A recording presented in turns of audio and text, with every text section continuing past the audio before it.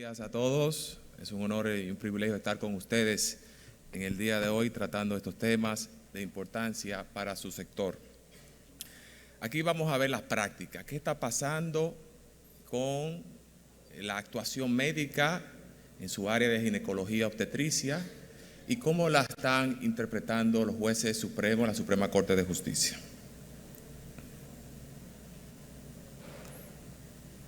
Vamos a pasar.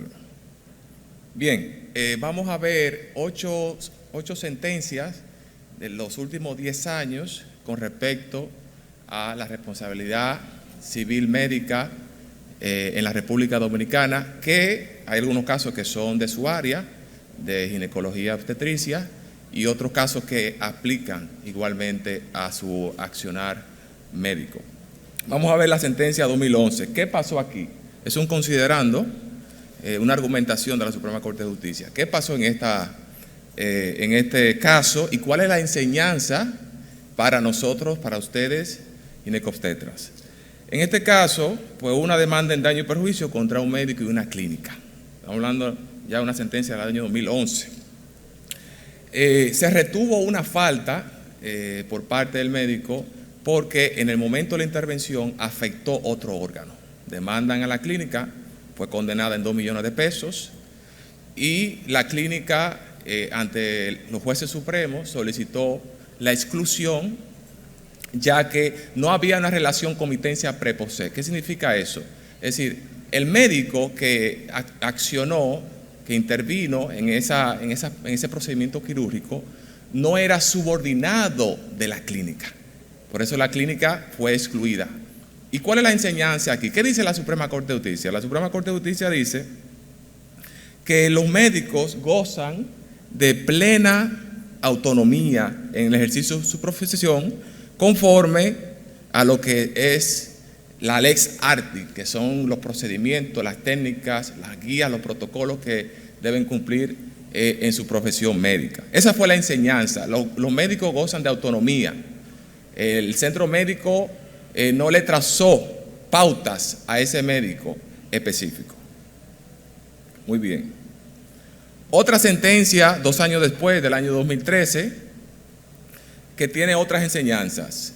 Aquí pasó de una señora que se vio involucrada luego de una intervención con necrosis en un tejido. Entonces, la señora demandó al médico y a la clínica. Inicialmente fue condenada por 2.5 millones de pesos. Esa sentencia se anuló, pero la enseñanza de esta sentencia es que la Suprema Corte de Justicia establece la diferencia entre obligaciones de medios y obligaciones de resultados. ¿Cuáles son las obligaciones de medios? El médico en su accionar, en principio, en general, tiene que cumplir una obligación de medios, una obligación de prudencia y diligencia en su actuación médica, en el acto médico. Ahora bien, en ese procedimiento también puede haber obligaciones de resultados. Una obligación de medio o de resultado depende del carácter aleatorio del resultado pretendido. Por ejemplo, una obligación de medio podemos verla en una intervención quirúrgica. Yo no puedo controlar todo en una intervención quirúrgica. Como médico no puedo. Ahora, ¿qué ha dicho la Suprema Corte que puede ser una obligación de resultado? Es decir, que yo solamente tengo que probar que no arribó al resultado.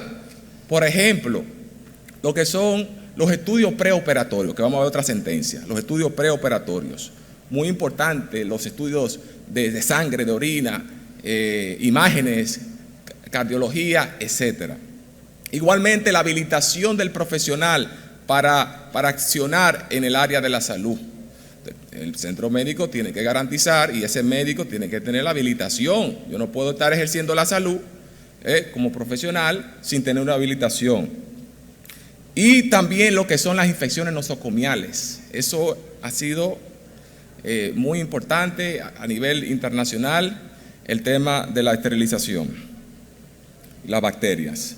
Otra enseñanza de esta sentencia fue lo que tiene que ver con las obligaciones postquirúrgicas. Esta señora alega, pero que el médico no cumplió con su obligación de seguimiento al paciente. Ajá, ¿qué dijo la Suprema? No, ya usted salió del centro médico, usted tiene que probar como paciente que el médico no estableció ese seguimiento. Por eso es muy importante lo que es que ustedes dejen pruebas, documentos, para garantizar de que en caso de que la paciente pruebe, en este caso yo también tengo prueba de descargo, pero la obligación de probar la violación al seguimiento, a la obligación postquirúrgica, en este caso, fuera del establecimiento clínico, es la paciente.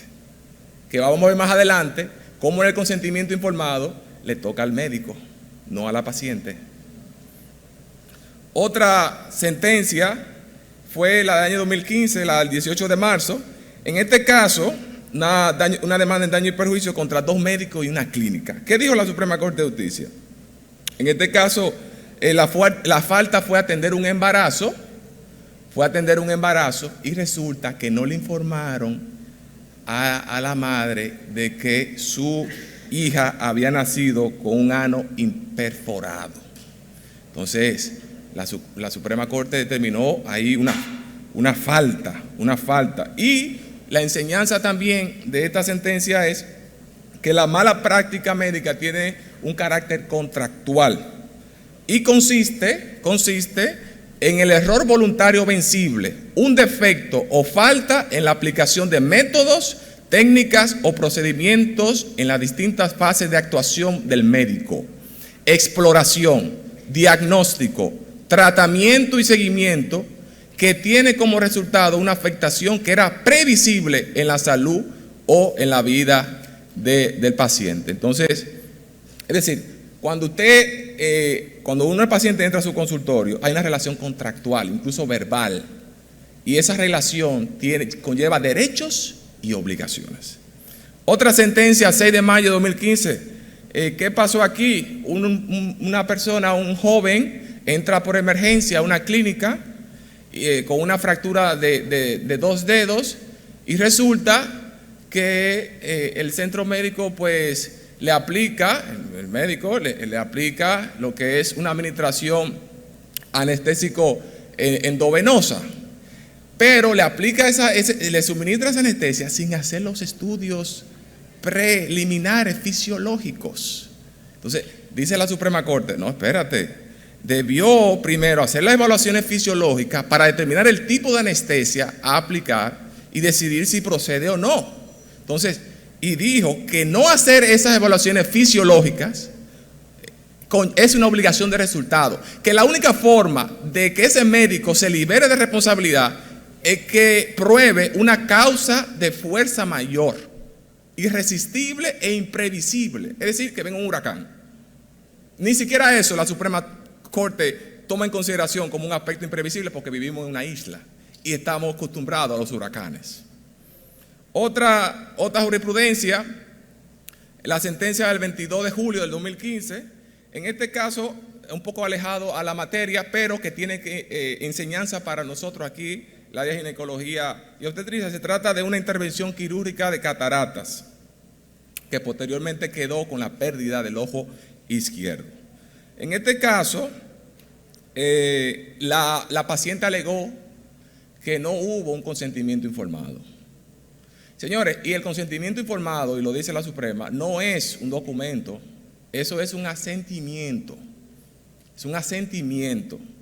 Consentimiento informado es un proceso que debe ser incluso hasta humanizado y que legalmente se exige generalmente para temas invasivos, un procedimiento quirúrgico.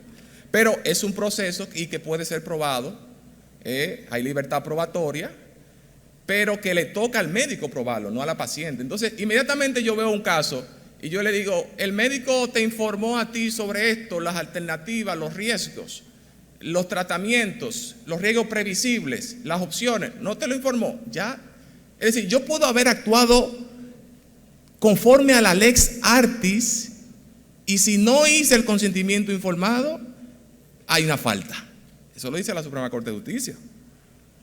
En ese caso, la sentencia de 3 millones de pesos fue anulada para ver ese tema de la falta del consentimiento informado. Otra sentencia, en este caso del año 2021, trata sobre un fallecimiento de la madre, esposa madre, en recuperación postoperatoria después de serle practicada una cesárea, al presentar un sangrado transvaginal con un embarazo de 36 semanas. Fue una extracción fetal difícil. ¿Qué pasó?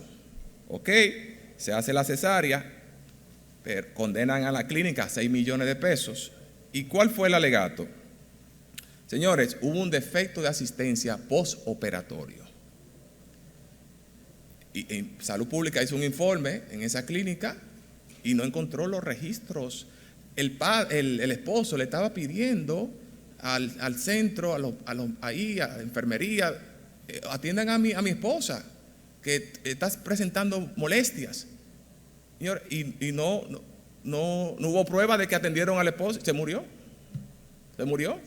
Fallecimiento, llegó a la Suprema Corte, 6 millones. Luego, la Suprema dijo, 6 millones es mucho. Volvió a la Corte de Apelación. Los jueces justificaron, oiga, tres huérfanos prácticamente.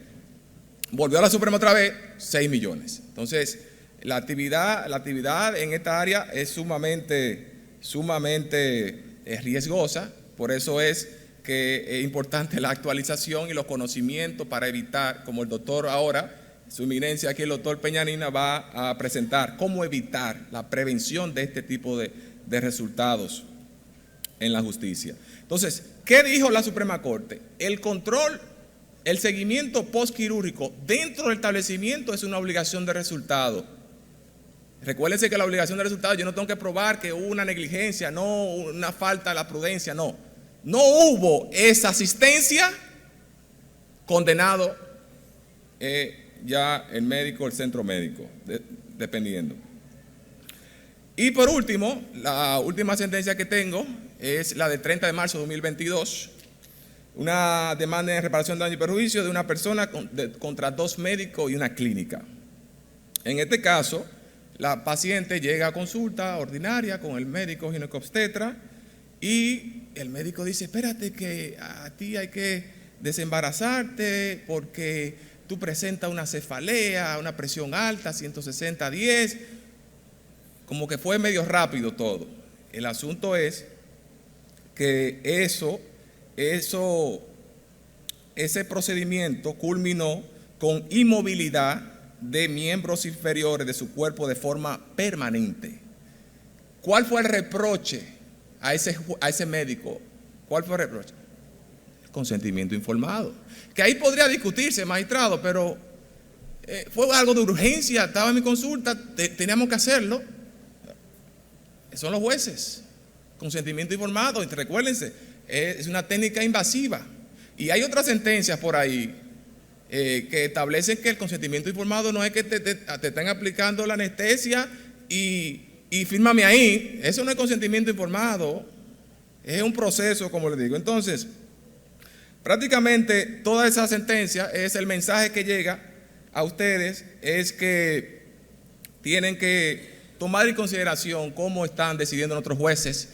Hay un artículo del Código Civil y esta Suprema Corte lo valida. El juez es el perito de los peritos. Oiga, nosotros no sabemos nada de ginecología y obstetricia. Y esto está en el Código Civil y los jueces lo están aplicando así. Es decir, hay jueces que hay informes periciales que los jueces apartan. No, el informe dice que el médico cumplió con el protocolo. Sí, pero no cumplió con el protocolo de forma oportuna. Entonces, y ahí está el reproche a esa conducta médica. Ya para culminar, les invito a pasar por el stand de médico protegido donde tenemos 26 consentimientos informados. Muchísimas gracias.